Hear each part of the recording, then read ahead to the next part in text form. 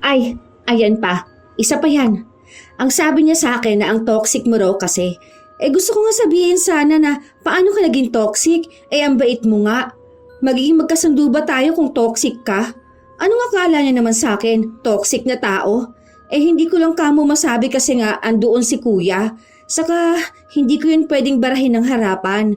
Paano? Mas matanda nga siya sa akin.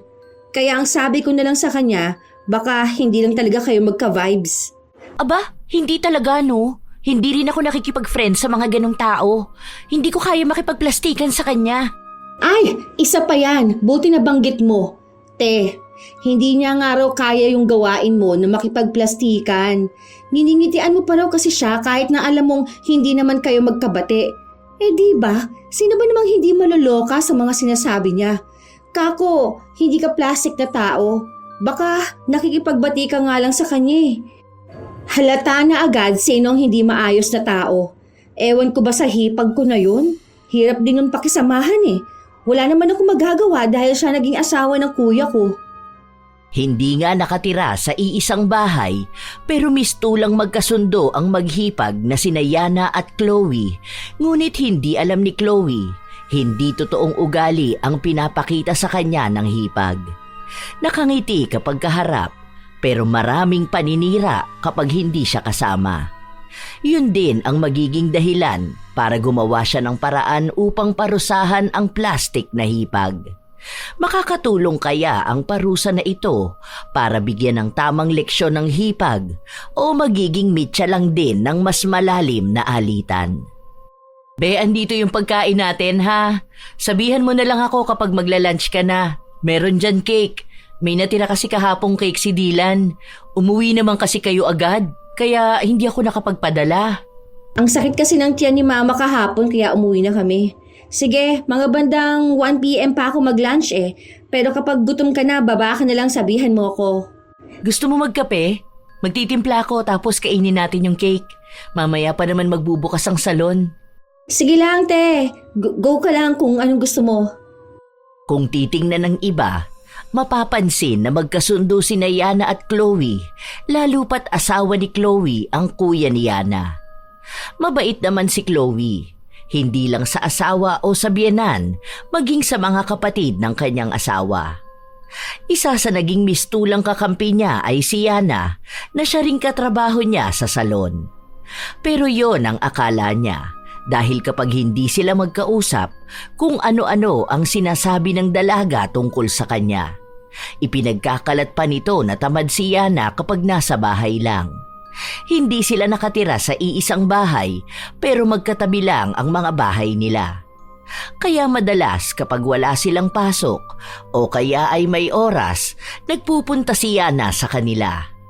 Kahit na iisang salon lang ang pinapasukan nila, magkaiba naman ang ginagawa nila. Si Yana ang gumagawa sa buhok ng mga customer habang si Chloe naman ang manikurista. Sa taas nakapwesto si Yana kasama ang isa pa niyang katrabaho. Isang araw, may pumasok na customer sa salon at hinahanap si Chloe. Wala siya, Nay. Day off niya ngayon. Princess, ikaw na lang dito. Wala naman akong gamit, be. Saka nasa taas naman si Ate Ann. Hindi ka ba marunong mag-food spa? Marunong, pero baka magalit sila sa akin. Alam mo naman na yan ang gawa nila. Baka ako naman ang awayin ni Ate Ann. Umiiwas lang ako sa gulo. Hindi yan. Akong bahala sa'yo. Ako kukuha ng gamit ni Chloe. Dito naman sa babayan eh. Magpapaayos din naman ang buhok si ma'am. Bahala yan magalit si Ann. Wala naman akong pakialam sa kanya, no? Saka si Chloe, hindi yun magagalit sa akin.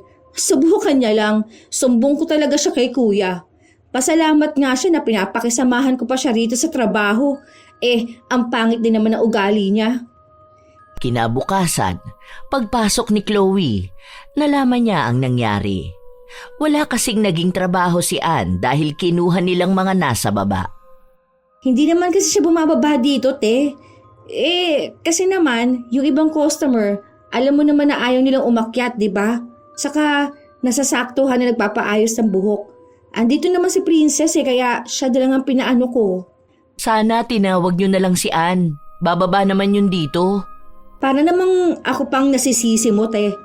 Tumutulong lang din naman ako eh. Sa'yo nang gusto ng customer eh. Wala naman ako magagawa sa request nila. Dapat kasi bumaba si Ann dito. Kilala mo naman yun eh. Ayaw niyang makikipagkaibigan sa kahit na sino. Kaya nga hindi yun bumababa. Yun na nga, te. Magkakatrabaho tayo. Dapat nagkakaisa tayo. Saka kahit naman wala siyang gawa, may sahod pa rin siyang 200. Okay na yun. Bawi na lang siya ngayon.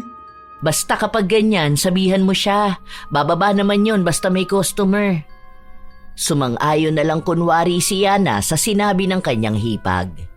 Habang nagpapatuloy sila sa trabaho, panay din ang daldal ni Yana hanggang sa biglang nagkaroon ng problema. May nagkulang na pera sa counter at dahil sira ang CCTV na nakatutok doon, hindi nila alam kung may kumuha ba. Kailan pa ba nawawala? Kanina pa? Ang tanda kong pumesto dyan kanina si Ate Chloe. Hoy, huwag niyo sabihin ako nagsabi ha. Hindi ko kasi napansin kung anong ginawa niya dyan. Basta ang alam ko lang, galing siya dyan kanina. Magkano bang nawawala? 100 daw, te. Ay, yun lang. Kanina nakita ko nga si Ate Chloe. May pinabili siya dun sa bata tapos 100 pesos ang ibinigay niya. Sa pagkakaalam ko, hindi yun nagdadala ng pera kapag pumapasok sa trabaho. Nagkakaroon lang naman siya ng pera kapag may tip sa kanya eh. Wala pa naman silang customer. Ngayon pa lang nagkaroon.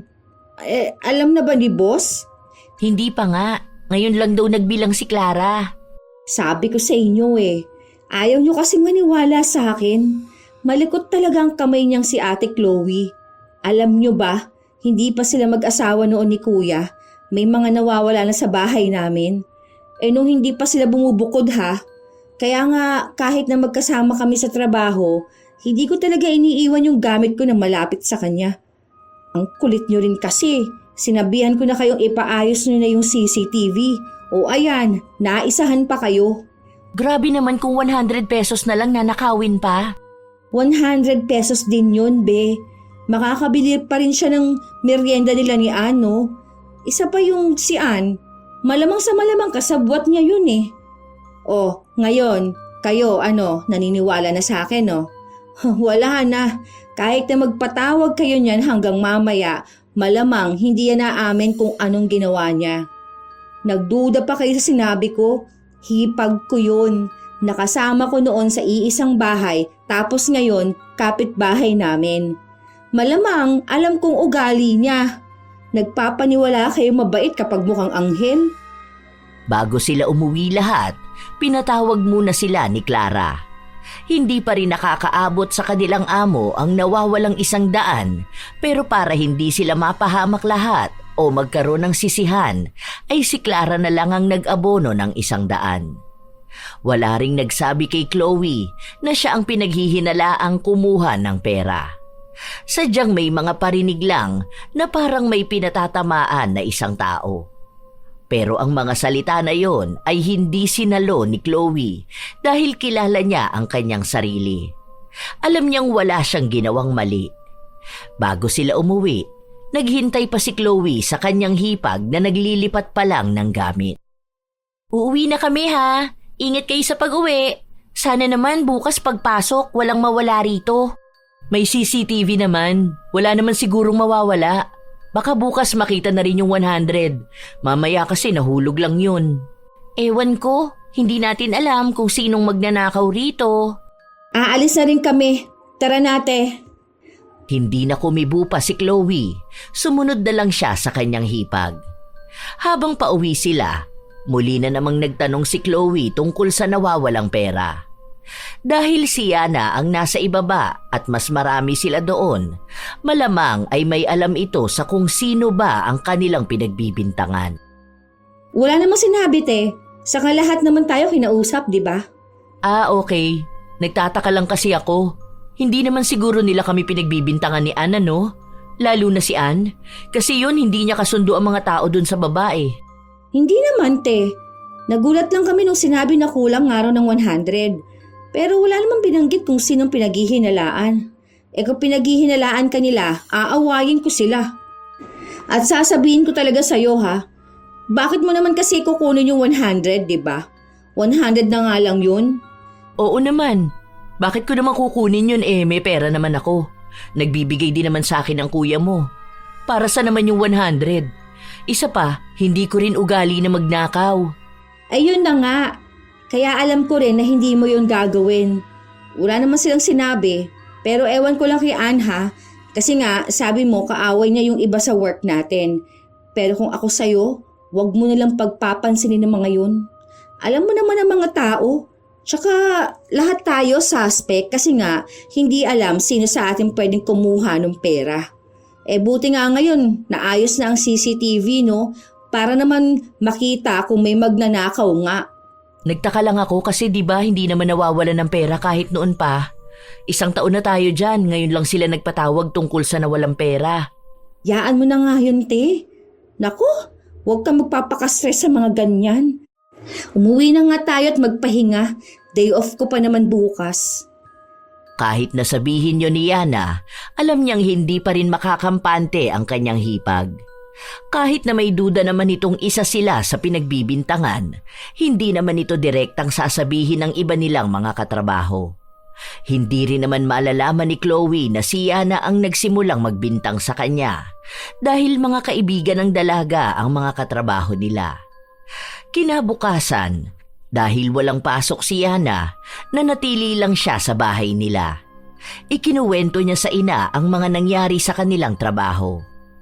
Saka hindi niya talaga kasundo yung mga katrabaho namin. Medyo maldita yon, di ba, ma?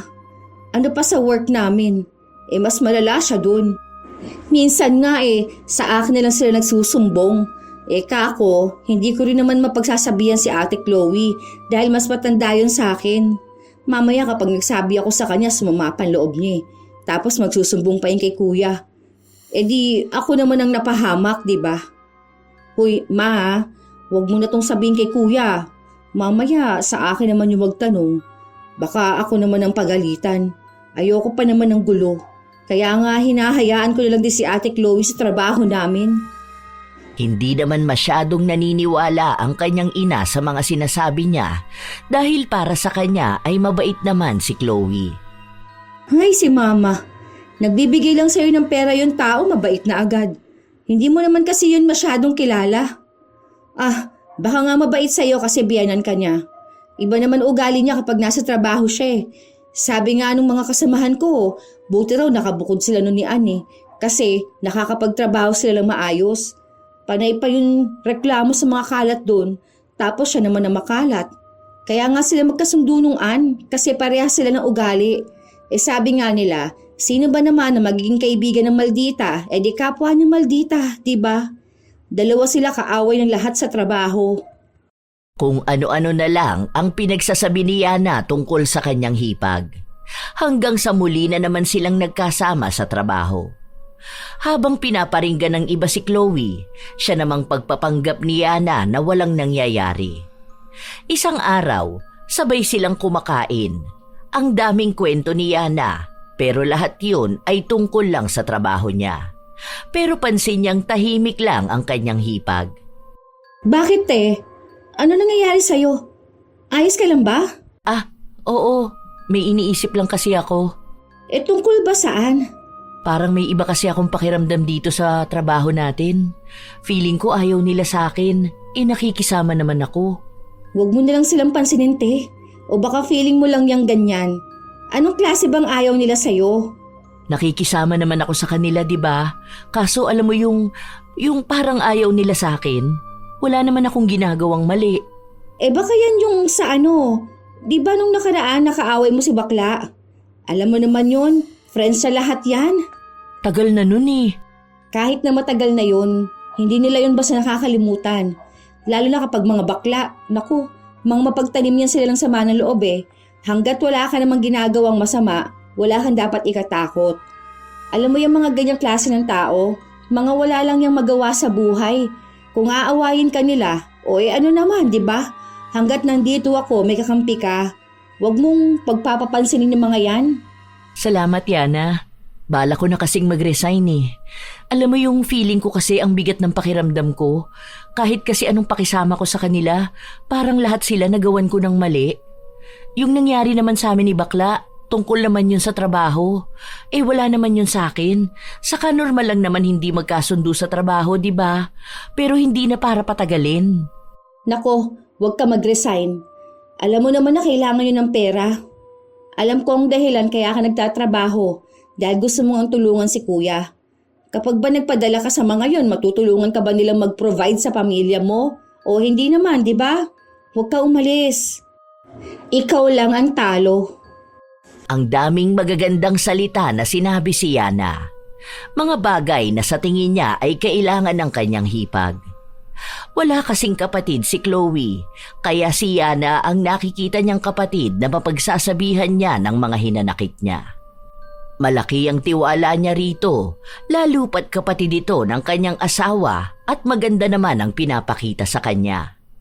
Ni minsan din ay hindi sila nagkaroon ng pagtatalo. Habang abala sa trabaho si Chloe, abala rin ang hipag niyang magpakalat ng mga maling kwento tungkol sa kanya. Ewan ko ba dun?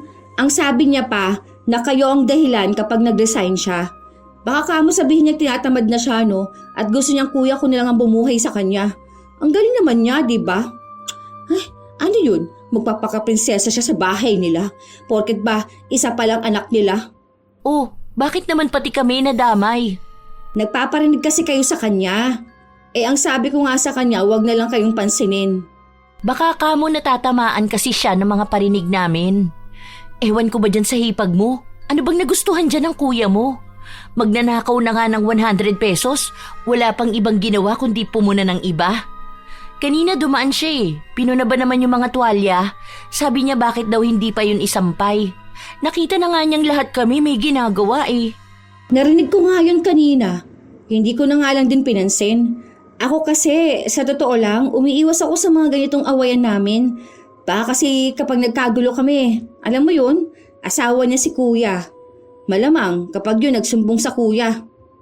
Hindi na ituloy ng dalaga ang sinasabi niya matapos na marinig na may pababa mula sa itaas. Paglingon niya, si Chloe yun.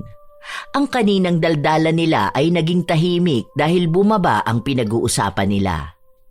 Saan ka pupunta, ate? Lalabas lang ako saglit. May pinapaabot sa akin ng kuya mo. Ewan ko, sabi niya nag-order daw siya ng kape para sa akin. Saglit lang ding lumabas si Chloe. Pagpasok niya sa loob, isang mamahaling kape lang ang bitbit niya. Isa lang pala binili ng kuya mo. Sabi ko isabay ka na Hati na lang tayo. Hindi na, te. Okay lang ako. May kape naman akong pwedeng itimpla dyan. Sa'yo yan Enjoy mo na lang yan. Deserve mo naman yan at pagod ka rin ngayon. Naghintay talaga si Yana na umakyat ang kanyang hipag. Matapos na masigurado na nasa itaas na nga ito, doon lang siya muling nagsalita. Kita mo yun? Ang mahal ng kape na pinabili sa kuya ko, no? Akala mo anak ng mayaman Para namang hindi siya nagkakape ng 3-in-1. Payag ganun, hindi ka man lang binilan. Gusto pa kayong magkahati? Hoy, kaya ko rin bumili ng ganun, no? Bakit pa ako makikihati? Bigyan niya yun si Ann na mukhang mahirap na hindi pa nakakainom ng mamahaling kape. Hayaan mo yan sila. Wala naman akong pakialam sa iniinom niyang kape, no? Mag-Starbucks siya Nagnanakaw nga siya na 100. Kuya mo nga raw ang nagbigay sa kanya noon. Sus! Hindi naman yun totoo. Alam mo yan si Chloe, ano yan? Alam mo yung kapag may ginagawa siya o may gusto siya, tapos gagawin niya o bibilhin niya, sasabihin niya na dahil sa ibang tao. O katulad niyan, binilihan daw siya ni kuya. Baka kamo pinilit niya si kuya. Bibilhan ba siya ng ganyan? Sayang ang pera. Nag-iipon nga sila Tingnan mo na lang yung gusto niyang mag-resign tapos kayo ang dahilan. Ganon kasi ang ugali niyan. Naku, para namang hindi ko yan nakasama ng matagal sa bahay. Pinaalala mo na naman yan. Nakakainis na naman. Ay, bahala kayong mainis sa kanya. Basta ako, nagsasabi ako ng totoo. Baka yung mga pagpaparinig ninyong ganyan sa kanya, masabi pa sa boss. Baka nga, ang malala niyan, siya pa ang panigan. Tingnan ninyo ang amo ng mukha niya, di ba? Ang bilis lang mapaniwala ang isang tao kapag siyang nagsabi. Sarili ko ang nanay hindi naniniwala sa akin. Paano, binibigyan ng pera ni Chloe? Alam mo naman mga matatanda, konting pakita lang ng bait, akala nila mabait na talaga. San ba kasi nakilala ng kuya mo yang si Chloe? Ang kwento ni kuya, nagkakilala sila noon sa mall. Bali nagbebenta ata ng cellphone yan si Chloe. Tapos si kuya naman bibili ng cellphone. So, ayun, nagandahan daw si kuya. Laging binibisita yan si Chloe hanggang sa naging girlfriend niya. Isipin mo yun, 1 month pa lang sila ni kuya nag-live-in na agad sila. Oh, buti na lang pinakasalan din siya, no? Buti hindi nagalit ang mga magulang niya na nakipag-live-in siya. Ilang taon siya noon? Wala namang mga magulang yan eh. Lumaki yan sa ampunan. Siguro mga 19 siya nung naging sila ni kuya. Tapos 20 siya nung nagpakasal sila. 2 years pa bago sila nagkaroon ng anak. Tingnan mo, halata sa kanyang wala siyang magulang kasi walang nagdisiplina sa kanya. Ewan ko ba dun kay kuya? Mahal na mahal niya rin yan eh. Ang tamad kaya niyan sa bahay nun. Naalala ko nung buntis yan. Nakikitira pa sila dun sa bahay. Tapos palagi yung nakaupo lang. Tapos minsan dinadalhan pa yun ng kuya ko ng pagkain sa kwarto niya. Aba, buti na lang talaga sinasabihan ako ni mama na tanggapin na lang siya at pakisamahan. Kung hindi ko lang yan hipag, baka nga hindi ko yan kakausapin dito sa trabaho, no? Wala din naman kasi akong choice. Kung ano-ano na lang din ang pinagsasabi ni Yana tungkol sa kanyang hipag. Pero lahat naman ng yun ay kabaliktaran. Hanggang sa lumipas pa ang ilan pang mga araw. Dahil walang pasok si Chloe, siya na naman ang naging tampulan ng usap-usapan sa kanilang trabaho. Si Yana kasi ang nagbibigay ng balita tungkol sa kanya at gustong-gusto nila kapag si Chloe ang topic dahil kahit na anong masasakit na salitang sabihin nila ay hindi nakakarating dito. Kaya nga konti lang ang pumapasok na customer sa atin, di ba? Paano? Hino-home service na niya. Mas mahal kasi tapos mas buo pa yung bayad sa kanya. Malaki din ang tip sa kanya, no? Buti may mga nabibili siyang gamit niya. Binili? Gaano ka naman ka-sure na binili niya? Sabihin mo, baka ipinuslit niya. Ay, totoo ba? Bakit hindi mo isumbong? Hindi pwede yung ganun. Ginagamit niya ang para sa salon, tapos solo niya ang lahat ng kita. Wala nang ang gaanong nagpupunta rito dahil kinukuha niya ang customer. Hindi pwede yun. Isumbong mo siya, be. Ayoko nga. Hindi ko pa naman din napapatunayan, no? I mean, alam ko kasi nakikita ko siya eh. Pero wala akong ebidensya. Paano kung hingian ako ng boss? Di ako pang napapahiya, di ba? Para namang hindi niyo alam kung gaano siya kagaling magpaawa. Kuhanan mo siya ng video. Paano naman? Nakikita ko lang naman yung kinuha niya kapag nasa bahay na siya. Paano kung sabihin niya binili niya yun? O mamaya ako naman ang awayin ng kuya ko. Asawa niya yun. Kahit anong sabihin nun, paniniwalaan niya. Tapos sa huli, okay lang si Chloe. Tapos ako ang kawawa. Kaya nga pinakikisamahan ko na lang siya kahit na ayoko. Sa bagay, may point ka naman. Kawawa ka naman. Ang hirap pa naman makisama sa ganong klase ng tao. Sinabi mo pa. Basta yun ang alam ko. Minsan kasi kahit na may alam na tayo, hindi tayo pwedeng basta nilang magsasabi dahil yung mga ganyang tao kay Chloe, magagaling yung mga yan. Sa halip na sila ang mahuhuli, ikaw pang mababaliktad sa huli. Basta ako, sinabi ko na sa inyo, kaya pwedeng kayo na rin ang magbantay sa kanya. Dahil sa sinabing yun ni Yana, nagkaroon ng paghihigpit sa kanilang trabaho. Mula pagpasok at paglabas nila, kailangang ipakita kung ano ang laman ng kanilang bag. May listahan din silang ipapakita pagpasok at kung ano ang nadagdag paglabas nila. Kung may naidagdag, kailangang isulat kung saan yun galing. Kung customer ang nagbigay, dapat ay may ebidensya na sa customer nga galing. Nung una, wala namang problema kay Chloe dahil handa naman siyang ipakita kung anong laman ng kanyang bag. Pero pansin niyang parang sa kanya lang sobrang higpit. Dahil kahit sa maliliit na bulsa niya ay hinahalungkat. Sinabi niya yon sa kanyang hipag. Ganon din naman sa akin, te. Hindi pansin ko kasi kapag binuksan mo bag mo, ayun na yun. Kapag ako naman bubuksan ko bag ko, pati ata napkin ko pinaghihinalaan pa nila. Bakit pala ganon na sila kahigpit? Di ba dati wala namang ganon? Para daw walang nakakapaglabas ng gamit. Bakit? May naglalabas ba ng gamit? Hindi ko alam. Basta narinig ko lang parang may mga nawawala ata. Lalo na yung mga madaling maibulsa. Kaya ayun, naghigpit na nga. Lahat naman tayo niyan apektado. Sa halip na pauwi na lang tayo, kailangan pang ipakita. Baka sanay lang tayo na maluwag sila. Alam mo naman, ibang mga negosyante, di ba? Minsan bigla na lang nagkakaroon ng rules.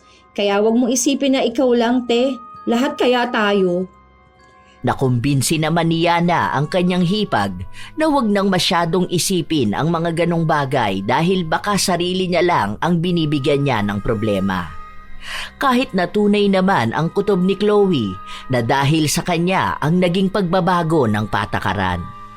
Hanggang sa dumating ang araw na itinigil din nila ang ganon. Kaya mas lalong nainis ang iba nilang mga katrabaho dahil hindi pa rin nila nahuhuli ang ginagawa ni Chloe na pagpupuslit ng mga gamit. Hindi rin naman nila masabi sa kanilang amo dahil kahit sa CCTV wala silang makita. Sa lahat pa naman ay bantay sarado nila si Chloe.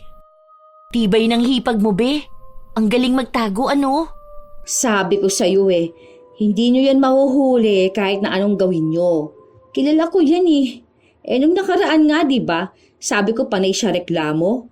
Feeling niya kasi pinagkakaisa na siya ng mga tao rito. Ang sabi ko na lang, baka naman iniisip niya lang na ganun, diba? Dahil totoo naman na walang may inggit sa kanya para siyang pag-initan. Sinabi niya yun? Ang kapal naman ng mukha niya. Bakit naman maiinggit sa... Hindi na naituloy ni Princess ang sasabihin niya dahil bumaba si Chloe. Oh, bakit ang tahimik niyo naman dito? Naistorbo ko yata ang usapan niyo. Hindi naman, te. Tungkol lang naman sa promo, pinag-uusapan namin. Kanina pa yun, paulit-ulit lang. Pinababa kasi ako ni Ann, meron daw customer. Kaso, nagpapariban pa yata. Oo, te. Wait mo na lang, pinapabanlawan pa yung buhok Pagtapos na dito ka na. Sige, balik ako. Kuha lang ako ng gamit. Nandiyan pala si boss. Wala na kasi kaming foot soak liquid. Para sana ihanda ko na yung tubig, magpapainit na ako. Sabihin na lang namin, te ha. Lumabas ata saglit. Umakyat na rin agad si Chloe. Nakiramdam muna sila bago muling nagpalitan ng mga komento. Sabi sa inyo feeling ko kaya mabilis maubos yung foot soak dahil inuuwi niya. Pwede yung ilagay sa baunan ha. Lalo na kung tapos naman na siyang kumain. O tapos kapag uwi ng bahay sa kanya, isasalin. Tapos hugasan niya. Talino, di ba? Agad naman din niyang napaniwala ang kanyang mga katrabaho. Dahil doon, sa tuwing nanghihingi si Chloe ng gamit, iniisip nila na kaya yun mabilis na nauubos dahil nag-uuwi siya.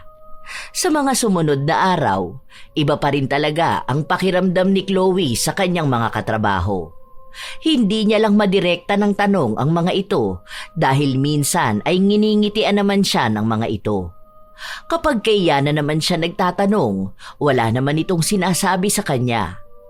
Hanggang sa isang araw, wala si Yana sa trabaho at maagang umuwi si Chloe. Bakit Ano nangyari? Ang aga mo naman yata. Nagsarado ba na maaga ang salon? Hindi, umuwi na lang muna ako. Paano? Nakasagutan ko yung si Princess. Naiinis ako sa ugali niya. Ang sabi ko magpapalit na nga kami ng nipper kasi nga mapurol na yung gamit namin. Baka kako kasi makasugat kami ng customer. Siyempre kapag nangyari yun sa amin magagalit. Tapos damay pa yung trabaho namin, di ba? Ang sinabi ba naman sa akin, wag ko raw gamitin sa labas yung nipper. Kapag customer daw sa salon, yun lang daw. Tapos nagsagutan na kayo? Oo, hindi ko naman kako nilalabas yun. Ano bang akala niya sa akin? Meron akong nipper dyan, bagong bili ko lang yung mga yun. Kung iniisip niya na galing sa salon ng gamit ko, baka gusto niyang ipakita ko sa kanya ang mga resibo ko. Mga gamit ko lahat yun. Binili ko sa Shopee yun. Saka ano bang inaano niya sa akin yung mga hino-home service ko naman, mga matatagal ko na yung customer. Baka naman hindi ganun ang ibig niya sabihin, te. Hindi naman sa kinakampihan ko siya ha. Kasi hindi ko naman alam ang totoong nangyari. Saka hindi na uso ngayon ang kampihan. Kapag nalaman ko na lang din yung side niya, saka ako magsasalita. Hindi rin naman ako naghahanap ng kakampi. Umuwi na lang muna ako kasi naiinis talaga ako sa kanya. Hindi ko alam kung anong problema niya sa akin. Wala naman kami napag-awayan. Saka nakita niya bang nag-uwi ako ng gamit? Kahit siya pa maghalughog ng bag ko. Basta ayokong kumampi kahit na kanino. Tama siguro te na umuwi ka na muna. Baka mamaya lumala pa ang away nyo. Huwag mo na lang siguro siyang pansinin bukas. Hindi ko naman sila pinapansin dahil nagtatrabaho lang naman ako. Isa pa, hindi naman siya ang hinihingan ko ng nipper. Bakit siya ang sumasagot? May customer na nga siyang kinukulayan. Pasalamat siya hindi ako pumapatol sa ganon. Nakakahiya din kasi sa ibang customer na makakarinig sila ng awayan sa loob ng salon. Ang bigat pa sa negosyo ng ganon. Tayo-tayo na nga lang magkakasama ng matagal, nag-aaway-away pa ng ganyan, di ba? Huwag na yan. Malapit na nga ang Christmas party natin. Tapos may mga samaan kayo ng loob. Hindi naman ako sasama. Ay, bakit? Sumama ka, te. Sayang naman yung mga raffle doon. Swerte ka pa naman sa mga ganun. Hindi ko alam. Nahihirapan naman kasi ako sa mga kasama natin sa trabaho. Alam mo naman na hindi ko kaya makipagplastikan sa kanila, di ba? Gusto ko kapag may problema sila sa akin, sabihin nila. Hindi yung basta na lang sila magpaparinig tapos maiinis sa akin kahit na wala naman akong ginagawa sa kanila. Prangkahin na lang sana nila ako. Sus, wag mong isipin yung mga ganung tao, te. Hayaan mo lang sila. Magpakasaya ka lang. Gusto na ulit pumasok sa trabaho ni Yana para makausap ang kanyang kaibigan dahil alam niyang marami na naman itong masasabi sa kanya. Kinabukasan, hindi pumasok si Chloe, kaya naging malaya na naman silang siya ang pag-usapan. Pagpasok pa lang ni Yana, binungaran agad siya ng kwento ni Princess. Halata nagigil pa rin ito sa naging pagtatalo nila ni Chloe. Alam ko na yan. Sinabi niya sa akin. Loko ka rin kasi pinatulan mo pa. O ano ka ngayon? Sabi sa'yo magaling magmanipula yun eh. Pamilya nga namin, kampi sa kanya eh. Nung hinanapan ka ng ebidensya, wala ka maipakita, di ba? Buti hindi mo sinabi na akong nagsabi sa inyo. Hindi ah. Bakit ko naman sasabihin yun? Di napahamak pa ang source namin, di ba? Kakagigil talaga kahapon. Gusto ko pa nga sana siyang abangan kapag uwian na para kumprontahin eh. Kaso duwag, umuwi ba naman agad? Tapos ngayon hindi siya papasok? Ayos siya. Ang sabi ko nga sa kanya nung kinuwento niya yan, na wala ka ako kung kinakampihan sa inyong dalawa. Pero sinabi ko lang talaga yon para hindi sumama ang loob niya. Para kunwari, wala talaga akong pinapanigan. Pero kada kwento niya gusto kong sabihin na siya naman talaga ang mali. Isipin mo yun, may customer tapos mga away siya. Yun na nga ang sabi ko sa kanya. Huwag niya ako sinisimulan dahil may inaayos akong buhok. Tapos no, nag-walk out. Nalaman ko na lang na umuwi na pala siya. Tapos nauna pa palang nagsumbong sa'yo. Buti na lang hindi ka mabilis maniwala sa mga sinasabi niya. Mali naman talaga siya. Ayoko naman sana makisali. Kasi kayo ang nagkasagutan.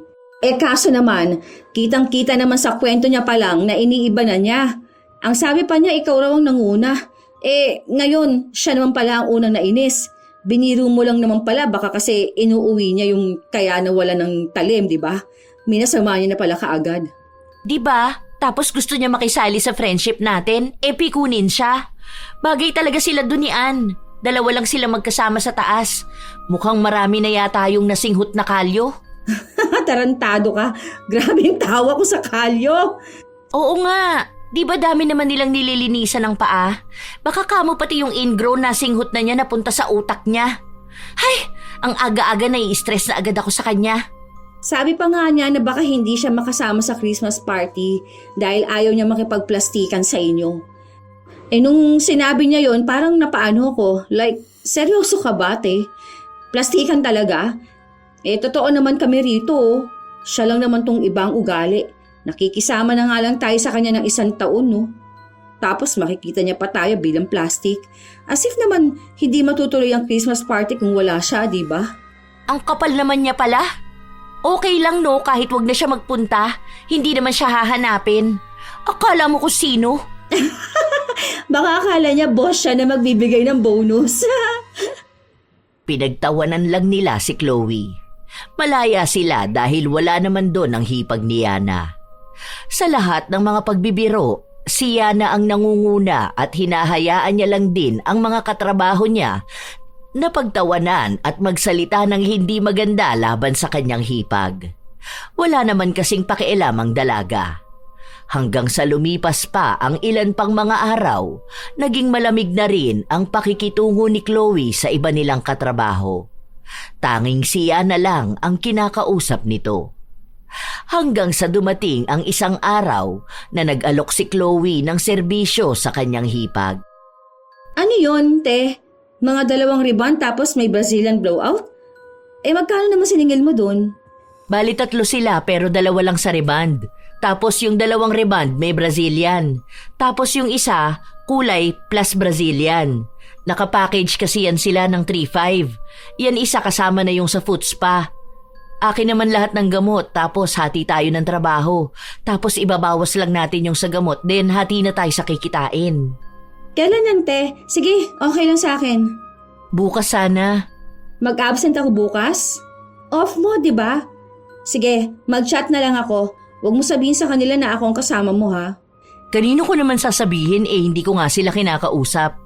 Okay lang yan, hindi naman kita isasama kapag nag-post ako. Yan ba yung sinasabi mo na regular customer mo?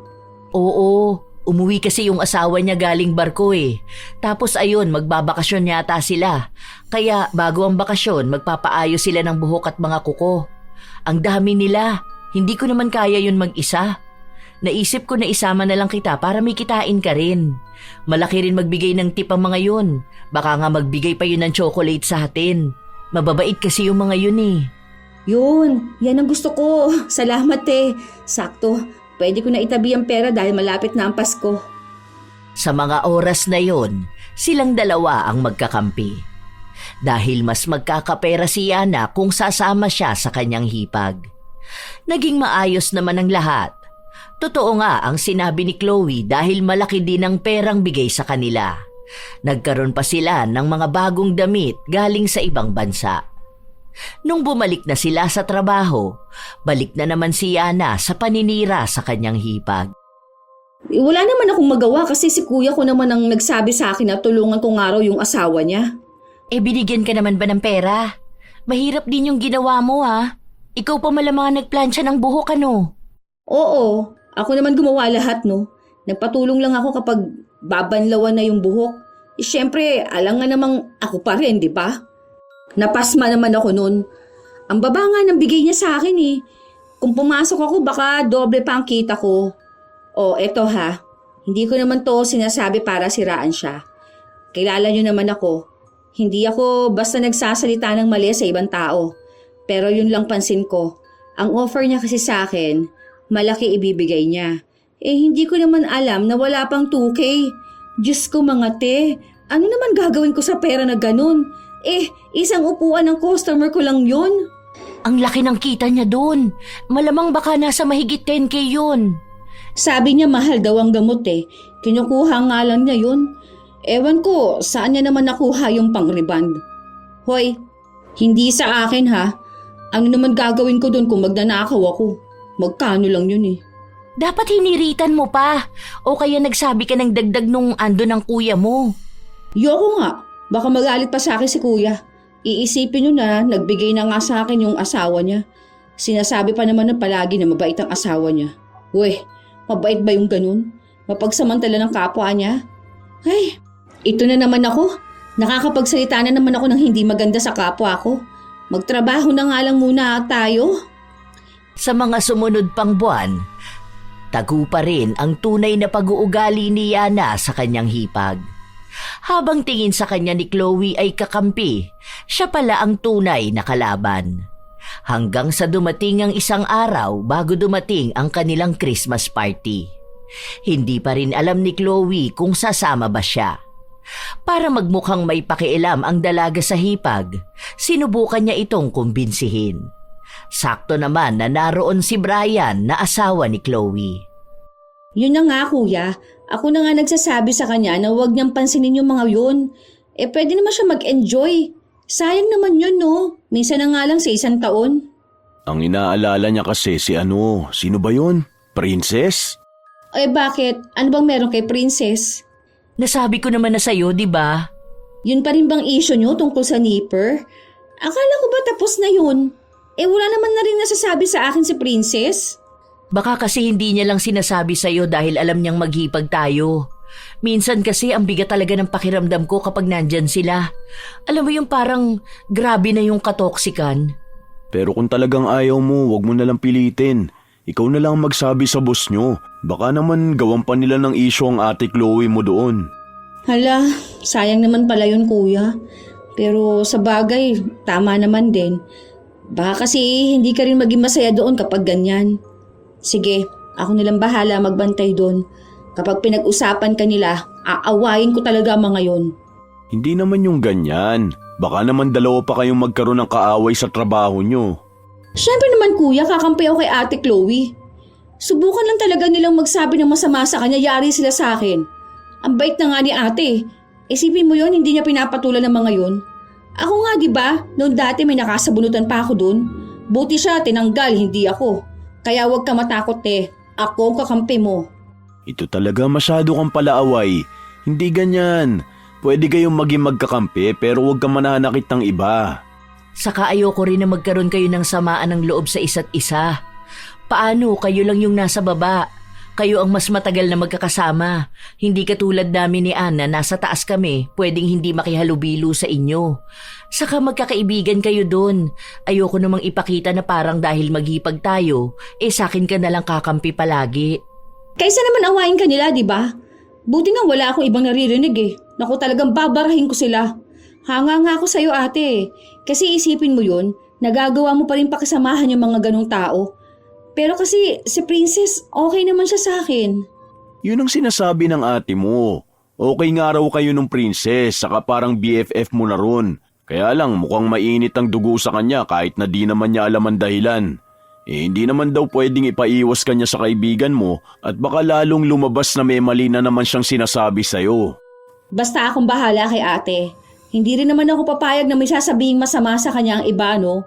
Kapag may sinabi silang masama kay ate, parang siniraan na rin nila ang pamilya natin. Yun ang hindi pwede sa akin. Rambulan talaga. Baliw ka talaga. Pero salamat ha. Kung hindi dahil sa inyo ni Ann, baka matagal na akong umalis sa work ko. Ano ka ba? Sino pa ba magtutulungan dito kung di tayo-tayo lang? Magkakampi tayo, te. Huwag ka mag-alala. Yan sila mga katrabaho at kaibigan ko lang. Ikaw, kapamilya ko. Magaganda ang mga salitang lumalabas sa bibig ni Yana, kaya kuhang-kuha niya ang tiwala ng kanyang hipag. Hindi niya lang kasi sinasabi yun. Minsan ay pinapakita niya rin na handa niyang kalabanin ang mga tinuturing niyang kaibigan sa trabaho para lang sa kanya. Pero sa likod nun ay si Yana ang nagsisimula ng paninira sa kanya. Hanggang sa sumapit na ang Christmas party. Dalawa lang ang wala, sina Chloe at Ann. Dahil doon, tila ba sila ang naging sentro ng usapan. Sinasabi nila na masyadong paimportante ang dalawa. Baka akala nila malulungkot tayo. Ang hindi nila alam tuwang-tuwa tayo ngayon. Ayun na nga, paawa pa siya kamo. Tapos sabi pa niya na baka kasi hindi siya maging masaya kasi andito ka nga. Di ba? Kung hindi ba naman gusto niyang siyang bida? Buti nga wala siya rito. Kasi kita mo naman na masaya tayo. G na G tayo sa lahat ng palaro. Yun kasi kapag kasama natin yun, nako, hindi yun sasali sa mga ganyan. Baka nakaupo lang yun dito, tapos maninita ng mga ginagawa natin. Buti hindi mo napilit. Pinipilit ko lang naman yun kunwari, no? Para naman hindi sabing okay lang sa akin na umalis na lang ako. Alam ko naman na hindi rin yung papayag kung wala si Ann. Kasi ako, kilala niya ako na friendly talaga. Basta okay sa akin ang isang tao, sige, maging magkaibigan tayo. Ganon din kapag wala rin akong sama ng loob sa isang tao. Pero kayo, isang beses lang kayo nagkasagutan pero kung umasta naman siya, akala mo aping-api na siya masyado. Bakit tayo? Di ba nung nakaraan, nagkasagutan din tayo dahil dun sa isang customer na mali yung kulay na nailagay mo sa buhok? Pagkatapos nun magkaibigan na ulit tayo. Ganun lang naman yun. Kung may di pagkakaunawaan sa trabaho, hanggang doon na lang. Hindi naman natin kailangan personalin lahat. Ano ba naman yun? Malamang iba naman kasi yung sa kanya. Saka yung ugali niya kasi kakaiba talaga eh. Ako na nga yung nakikisama sa kanya pero anong ginawa niya? Di ba hindi niya pa rin ako pinapansin? Ay, ayan, isa pa yan. Ang sabi niya sa akin na ang toxic mo raw kasi. Gusto ko nga sana sabihin na paano ka naging toxic ang bait mo nga. Magiging magkasundo ba tayo kung toxic ka? Anong akala niya naman sa akin, toxic na tao? Hindi ko lang kamo masabi kasi nga andoon si kuya. Tsaka hindi ko yun pwedeng barahin ng harapan. Paano, mas matanda nga siya sa akin. Kaya ang sabi ko nilang sa kanya na baka hindi lang talaga kayo magka-vibes. Aba, hindi talaga no. Hindi rin ako nakikipag-friend sa mga ganong tao. Hindi ko kaya makipagplastikan sa kanya. Ay, isa pa yan, buti na banggit mo. Te, hindi niya nga raw kaya yung gawain mo na makipagplastikan. Niningitian mo pa raw kasi siya kahit na alam mong hindi naman kayo magkabati. Di ba? Sino ba namang hindi maloloka sa mga sinasabi niya? Kako, hindi ka plastic na tao. Baka nakikipagbati ka nga lang sa kanya. Halata na agad sinong hindi maayos sa tao Ewan ko ba dun sa hipag ko na yun? Hirap din nun pakisamahan Wala naman ako magagawa dahil siya naging asawa ng kuya ko. Nanggigigil ako sa hipag mo. Naku, ang saya ng araw ko ngayon, ganyan ang malalaman ko. Kaya ko nga siyang iningitian kasi nga gusto ko na sana makipag-ayos sa kanya. Ibig sabihin pala nun mali pa ang ginawa ko. Ako pa ngayon ng plastic ha? Sige, ganyan pala ang gusto niya. Sige lang, wag na lang kami mag-usap dalawa. Iba ang tuwang nararamdaman ni Yana kapag may nagagalit sa kanyang hipag. Pakiramdam niya rin kasi ay may kakampi siya. Hanggang sa hindi niya inakala na mukhang mas lalo lang lumaki ang gulo sa pagitan ni na Chloe at Princess. Dahil palaban din si Princess, hindi siya pumapayag na hindi niya maiinis si Chloe. Dahil sa nagiging tensyon nila, napupuna na rin sila ng kanilang amo. Ilang beses na silang kinausap dalawa at kung hindi sila titigil, parehas lang silang matatanggalan ng trabaho. Hindi pa makapagdesisyon si Chloe kung aalis na ba siya, lalo pat kailangan ng anak nila ng pera. May ipon naman sila, pero hindi pa rin yun sapat. Gusto na rin naman ni Brian na sa bahay na lang muna siya para siya na ang mag-alaga sa kanilang anak. Pero iniisip ni Chloe na baka mahirapan naman si Brian, lalo pat tumutulong din ito sa isa nilang kapatid na nag-aaral pa. Habang sabay na kumakain ang maghipag, napag-usapan muli nila ang tungkol kay Princess. Huwag mong pakinggan yung mga chismis sa ganyan, te. Basta ako, hindi ako naniniwala sa kanila dahil mas kilala kita. Nagpapa-apekto ka lang talaga sa kanila. Hindi kasi feeling ko iba na ngayon. Parang lumala na yung inis niya sa akin. Hindi naman niya sinasagot kapag tinatanong ko siya. Panay lang siya sabi sa akin na alam ko na dapat ang problema. Paano ko nga malalaman kung hindi naman niya sinasabi sa akin? Gusto mo ba, te, na ako na lang ako mausap sa kanya? Hindi na, baka madamay ka pa. Hayaan mo na lang ako. Kaya ko naman ang sarili ko Naiinis lang ako sa kanya. Minsan kasi nagpaparinig siya, pwede naman niya akong kausapin. Nagtitimpi na nga lang ako Kasi parehas na nga kaming may warning. Baka mamaya kailangan niya rin ng trabaho, di ba? Ako na lang siguro muna ang iiwas. Sana naman tumigil na lang din siya sa panay pagpaparinig sa akin. Kasi alam mo, sa totoo lang sobrang hirap nitong ganito. Ang tagal nating magkakasama sa trabaho, tapos panay lang siraan, di ba? Oo, te, gets naman kita. Kaya nga gusto ko rin kausapin si Princess kung okay lang sana sa'yo. Kaso iniisip ko rin na baka masamain niya ako, di ba? Tapos mas lalo lang lumala ang away ninyo. Tapos isipin pa niya na nagkakampihan tayong dalawa. Gawin mo na lang, te, kapag may narinig kang sinasabi niya, huwag mo na lang pansinin. Isipin mo na lang na pumapasok ka sa work para sa pamilya mo at sa pangangailangan mo ng pera. Kung sadyang hindi siya mapakisamahan, siya na may problema nun. Yun na nga ang ginagawa ko. Kaya hayaan mo na siya, huwag mo nang pansinin. Nag-aalala din kasi ako na baka pati ikaw madamay. Ayoko nga naisipin nila na kaya nakakaaway mo sila dahil lang sa hipag mo ko. Maayos naman sila sa'yo kaya huwag ka na makigulo. Oo, te. Pero kapag need mo nakakampi, nandito lang ako ha. Alam mo naman na tayong dalawa magkakampi Hayaan na natin sila. Basta tayo may goal tayo kung bakit gusto natin magtrabaho. Yun na lang ang isipin natin. Kuhang-kuha ni Yana ang loob ng kanyang hipag.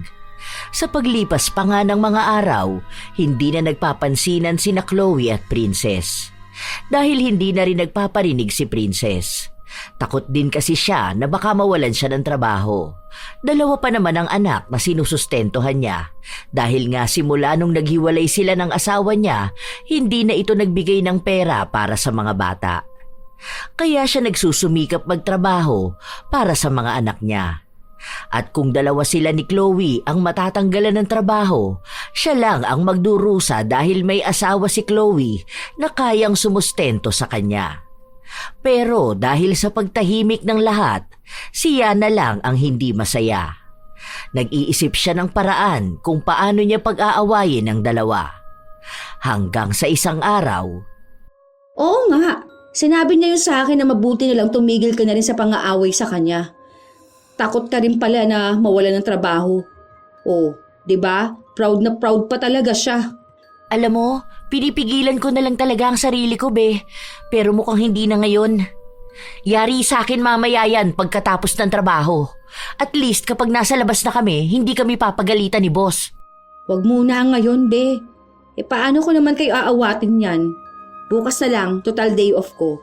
Bahala ka na makipagsagutan sa kanya.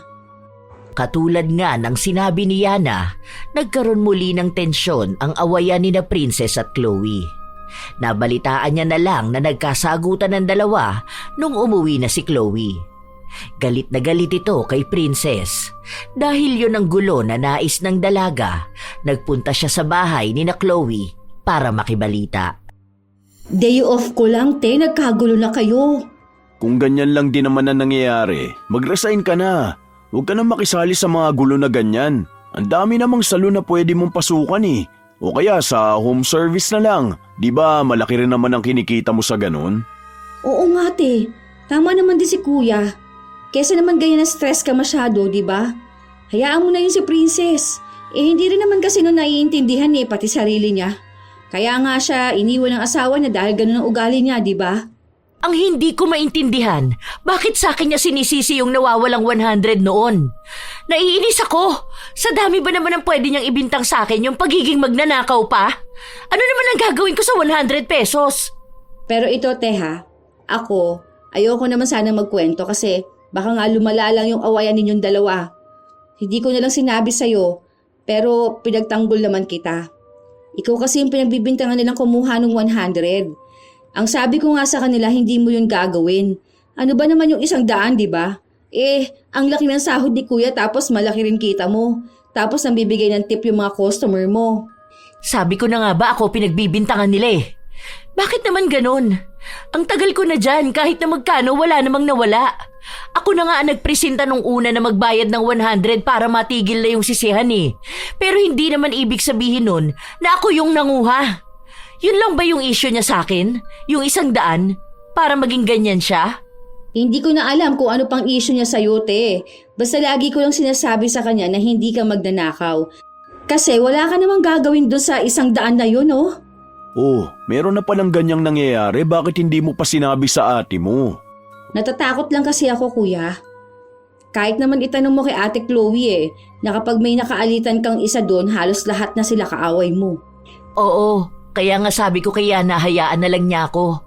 Saka kahit naman hindi niya sabihin, ramdam ko naman na ako ang pinagbibintangan nila eh. Basta alam ko sa sarili ko na wala ako masamang ginagawa. Problema na nila yon kung masama ang tingin nila sa akin. Huwag ka nang pumasok bukas, hayaan mo na sila doon. Tago ang tuwang nararamdaman ni Yana. Alam niyang nagtagumpay siya pero may halo pa ring panghihinayang dahil hindi na nila maiinis si Chloe. Sinunod nga ni Chloe ang sinabi sa kanya ng kanyang asawa.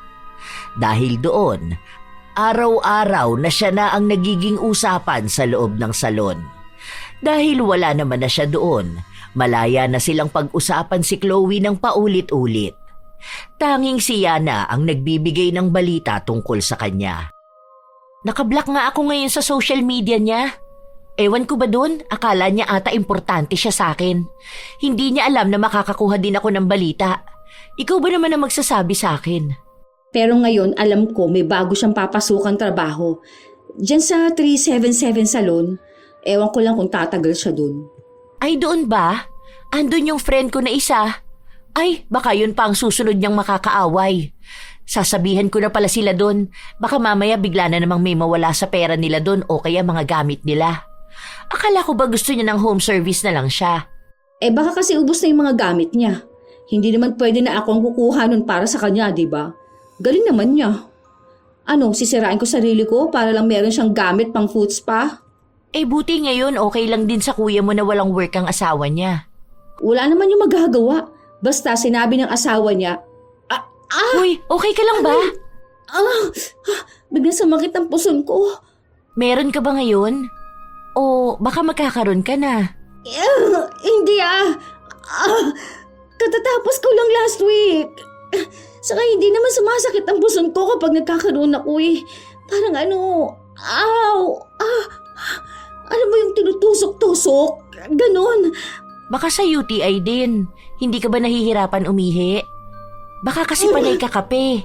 Aray, ewan ko rin. Ewan. Basta ang sakit. Aray.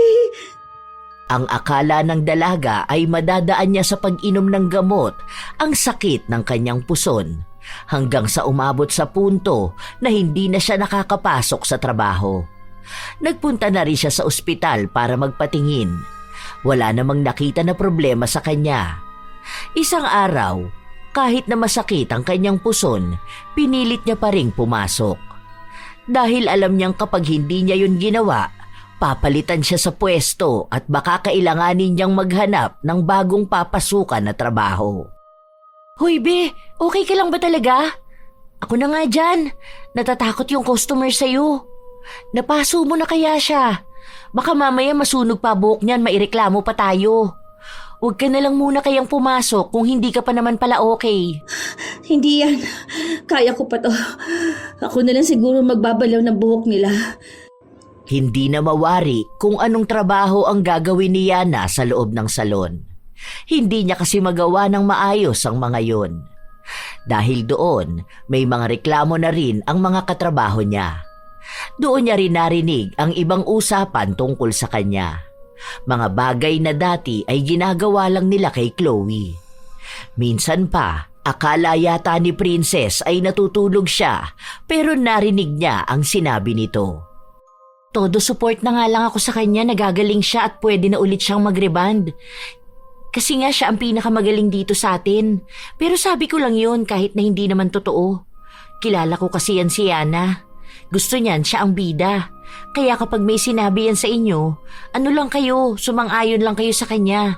Papansin kasi yan eh. Plastikin nyo na lang siya. Ganun din naman siya plastic. Hindi na napigilan ni Yana ang kanyang sarili. Kaya lumabas siya para sugurin ang tinuturing niyang kaibigan. Plastic ka pala! Akala ko pa naman kaibigan kita. Pare-pareho lang kayo rito. Anong pinagsasasabi mo? Okay ka na ba, be? Sabi ko magpahinga ka na lang muna. Ako, tigilan mo sa bait-bait mong ganyang princess. Baka akala mo hindi ko narinig ang sinabi mo. Alam kong pinaplastic mo lang ako. Narinig ko talaga. Ha? Hindi ko alam yung sinasabi mo. O kayo, naniniwala ba kayong plastic ako, ha? Akala ko pa naman magkaibigan tayo. Tapos kapag hindi pala tayo magkaharap kung ano-anong sinasabi mo sa akin. Be, hindi ko talaga alam yung sinasabi mong ganyan. Kung may masakit sa'yo at mainit yung ulo mo, wag mo naman sana kaming idamay rito. Gusto lang namin magtrabaho. Iba pala ang pagiging plastic mo, no? Ang lakas mo pa diyang magkunwari na wala kang ginagawang mali. Kapag kinukompronta ka na, nagiging duwag ka na. Hindi nakipagtalo si Princess. Dahil sa naging palaaway si Yana, naging problema rin siya sa kanilang trabaho. Hanggang sa mismong amunan nila ang nagtanggal sa kanya. At sinabi na kapag pinilit niya pa ring manggulo, maaari siyang kasuhan at baka hindi na siya makapasok sa iba pang salon. Inis na inis ang dalaga sa mga nangyayari sa buhay niya. Ni hindi man lang niya na ipagtanggol ang kanyang sarili. Gabi-gabi rin siyang hindi makatulog. Hindi lang dahil sa sakit ng kanyang puson, kundi na rin dahil sa pag-iisip kung siya na ba ang ginagawang usapan ng mga tao roon. Na paano kung pinagtatawanan na siya at masasakit na salita na rin ang sinasabi sa kanya? Wala namang ibang magsusumbong sa kanya dahil mukhang lahat din doon ay pinaplastik siya. Isa ang mga bagay na yon sa nagiging dahilan kaya nagkakasakit at nangangayayat siya. Wala pa rin siyang trabaho dahil hindi siya gaanong makakilos. Wala rin namang salon na kukuha sa kanya. Hanggang sa isang hapon, wala ang kanyang ina. Mag-isa lang siya sa bahay, nakaupo siya sa sofa. Aray!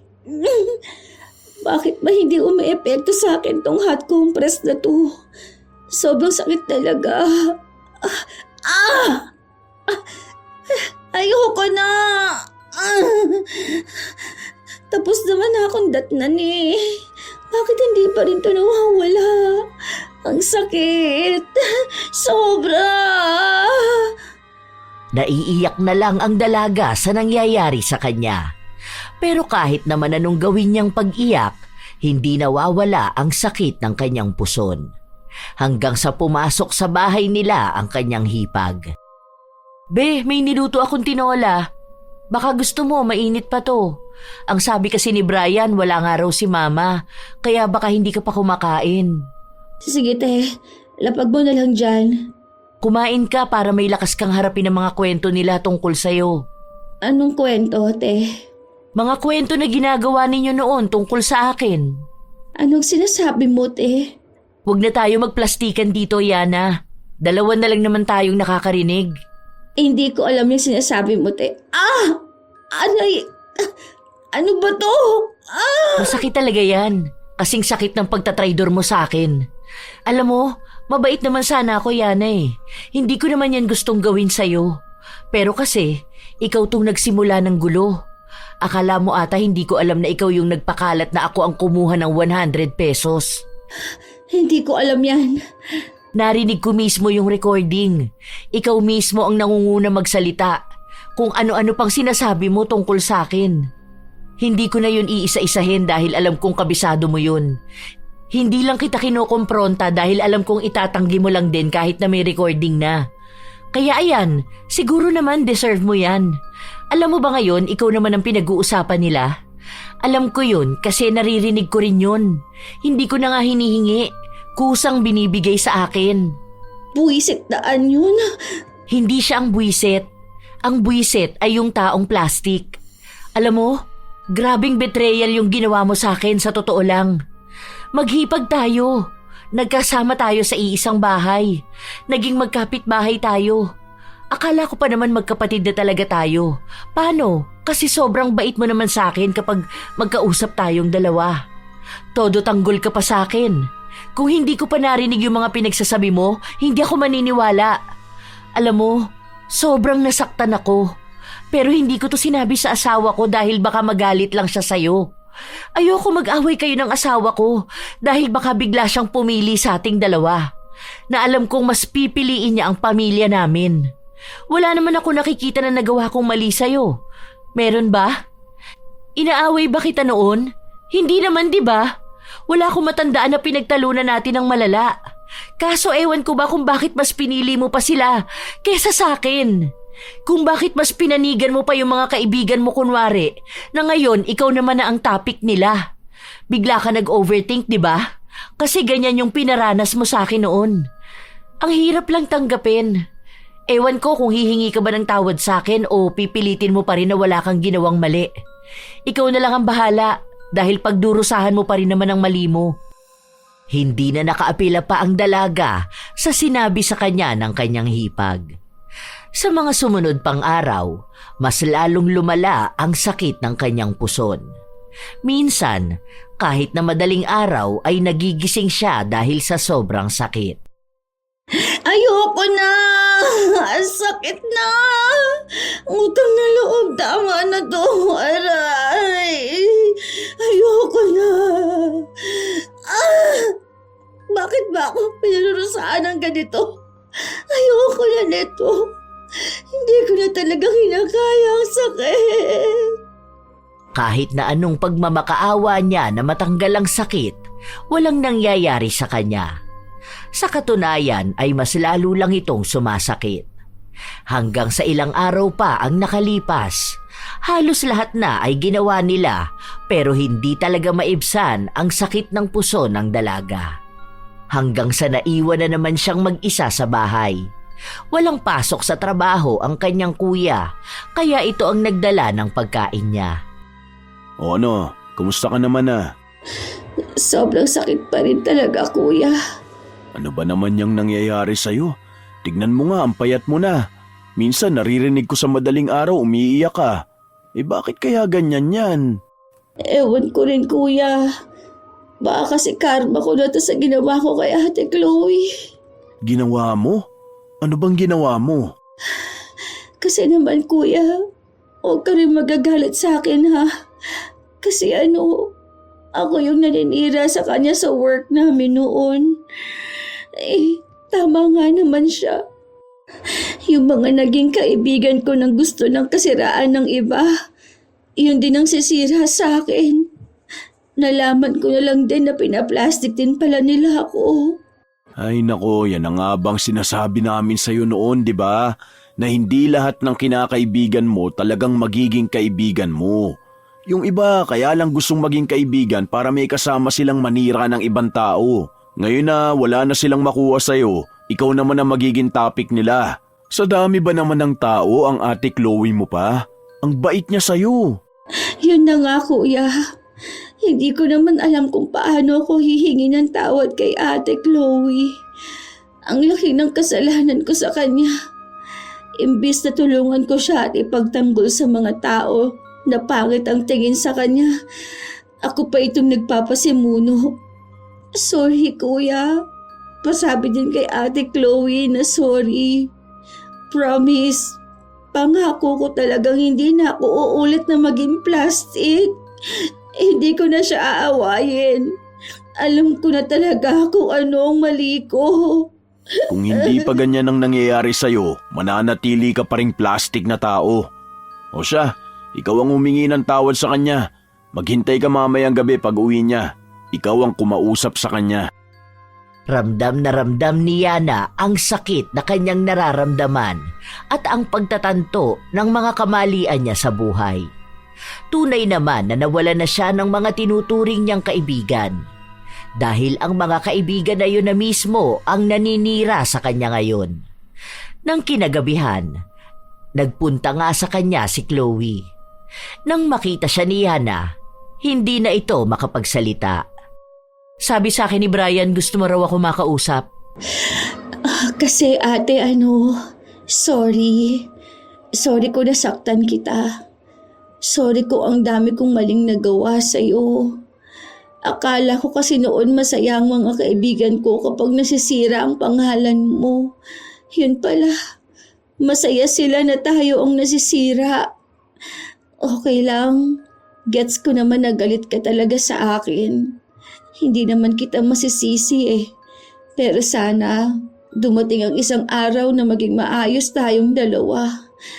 Hihintayin ko na mapatawad mo ako. Sorry talaga. Hindi kumibo ang hipag ni Yana, pero nakatingin lang ito ng diretso sa kanya. Mukhang kapansin-pansin naman na totoo ang sinasabi ni Yana. Nangako rin siya na kapag naging maayos na silang dalawa, tototohanin niyang poprotektahan niya ang pangalan ng hipag. Ngayon na siya mas naniniwala na silang dalawa ang magkakampi, hindi ang mga kaibigan na gusto lang makarinig ng mali ng ibang tao. Ilang linggo pa ang nakalipas nang unti-unting nakaramdam ng ginhawa si Yana. Nananakit pa rin minsan ang kanyang puson, pero hindi na ito katulad noon na wala na siyang ibang ginawa kundi ang umiyak. Dahil doon, kahit na paano ay nakakakilos na siya. Pinapakita niya rin kay Chloe na nagiging mas mabuti na siyang hipag.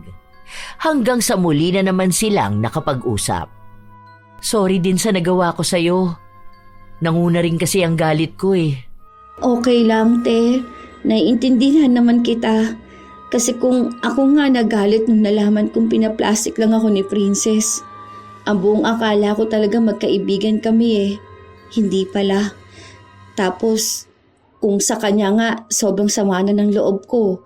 Tayo pa kaya na ilang taon na tayong magkasama.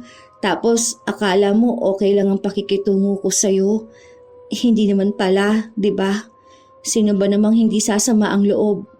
Mabuti nga, bati na tayo. Oo, talaga. Kaya magpapakabait ka na ha.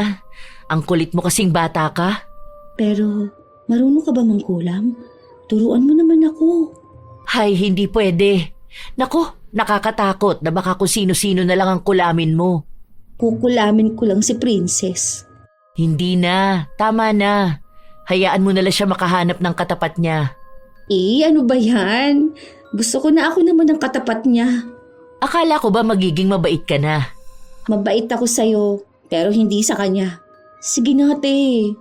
Hay, tigilan mo ko. Bukas meron tayong customer ha. Reband yun, 2. Tag-isa tayo. Yan, may kasama na ako mag-home service.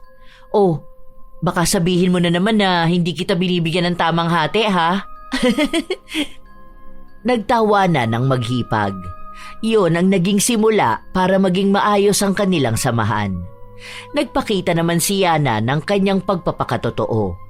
Hindi na rin niya alam ang balita kay Princess, pero alam niyang nasa salon pa rin ito at mukhang siya na ang nagpapasimuno ng paninira sa ibang tao. Wala nang pakialam doon si Yana dahil para sa kanya, mas masaya na naging maayos na silang dalawa ng kanyang hipag. Pareha silang kumikita sa paraan na alam nila. Mas lalo silang nagiging magkasundo. May mga pagtatalo pero hindi na uuwi sa awayan. Minsan pa, nangungulit si Yana na turuan siya ni Chloe na mangulam pero hindi ginagawa ng kanyang hipag, lalo pat hindi ito magandang gawain. Sadya naman na may mga taong plastik. Mga tao na 2 ang mukha. Mabuti kapag kaharap mo at masama naman ang sinasabi tungkol sa'yo kapag nakatalikod ka. Ganito ang mga taong sanay magsuot ng maskara. Mga taong mabait sa harap mo, pero may ibang kulay kapag nakatalikod ka na. Ang pagiging plastic ay hindi lang nakakasira ng tiwala, kundi pati ng pagkatao. Dahil sa sobrang pagnanais na magustuhan ng lahat o makisama, nakakalimutan na nilang maging totoo. Pero ang katotohanan, mas magaan sa pakiramdam ang pagiging tapat kaysa sa pagpapanggap. Tunay naman na mahirap sabihin ang totoo, ngunit mas mainam naman ito kaysa maging plastic. Maging taong may isang mukha, hindi yung iba't ibang ugali, depende sa kung sino ang kaharap.